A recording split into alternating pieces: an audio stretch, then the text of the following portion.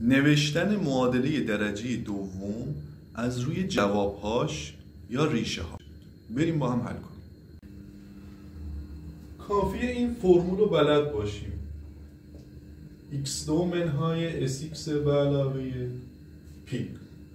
s همون حاصل جمع ریشه هاست و p مونم همون حاصل ضرب ریشه هامون. خب بیایم حاصل جمع ریشه هامون رو پیدا میکنیم. 2 به علاوه رادیکال 3 به علاوه 2 منهای رادیکال 3. خب رادیکال 3 قرینی همون خط میخورن، حاصل برابر 4 میشه. ضرب ریشه هامون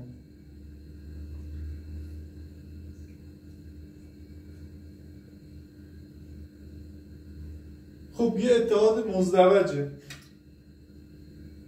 آی به علاوه بی در آی منهای بی حاصل میشه آ دو منهای بی دو. 2 به توان 2 میشه 4 منهای رادیکال 3 به توان 2 که میشه 3 که حاصل میشه 1. ما s و p رو پیدا کردیم، کافیه در فرمولمون قرار بدیم. 4x به علاوه